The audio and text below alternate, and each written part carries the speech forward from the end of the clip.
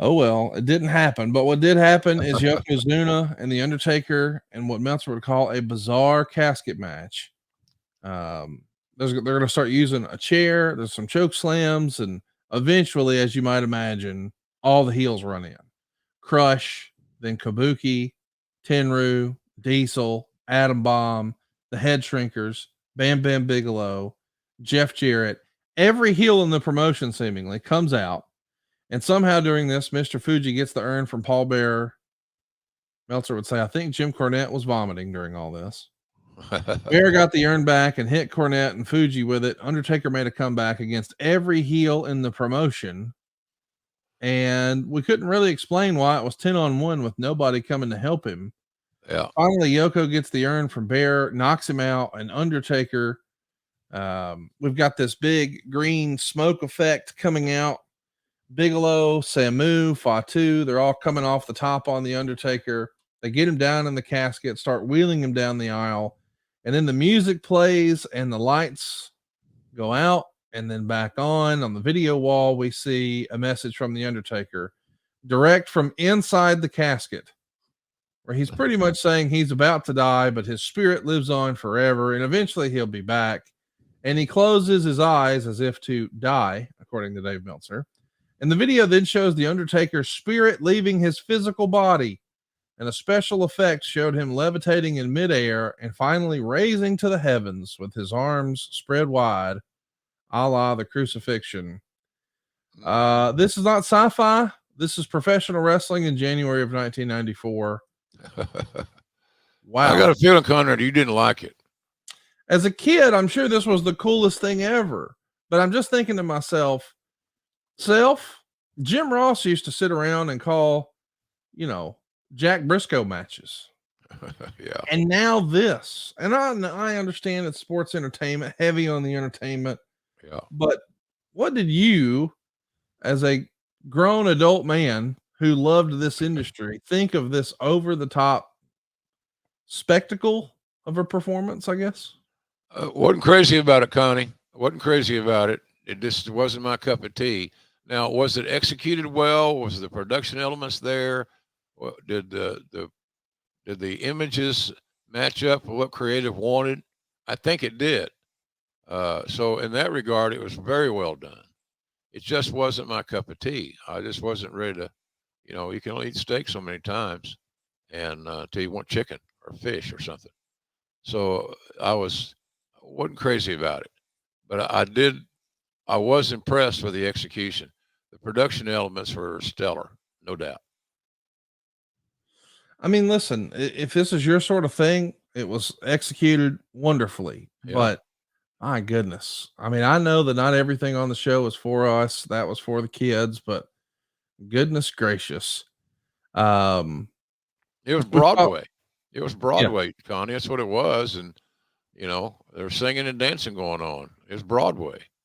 So, anyway, it runs to that song. I don't want to sing it. But anyway, the neon lights are bright on Broadway. Who sang that song? Lou Rawls or somebody? We'll look that up, will you? I need to know that in the next minute. Let's talk about the Rumble match. It's going to be Owen Hart's debut as a heel. He's going to put Rick Steiner out. That winds up being Rick Steiner's last pay-per-view appearance for the WWF ever. And then it really became the Diesel show.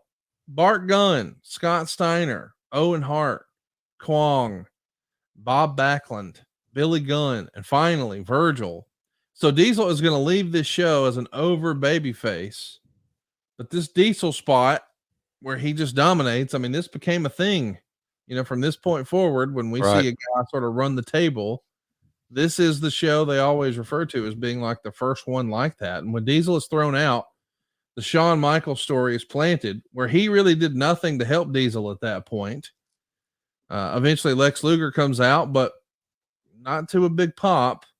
But there's a tease that Brett couldn't make the Rumble because he was injured so badly in the Quebecers tag match with his knee. But when he does finally come out, man, the crowd goes banana. It comes down to Fatu, Shawn Michaels, Lex, and Brett. Fatu's thrown out, and then Michaels. So it comes down to Brett and Lex.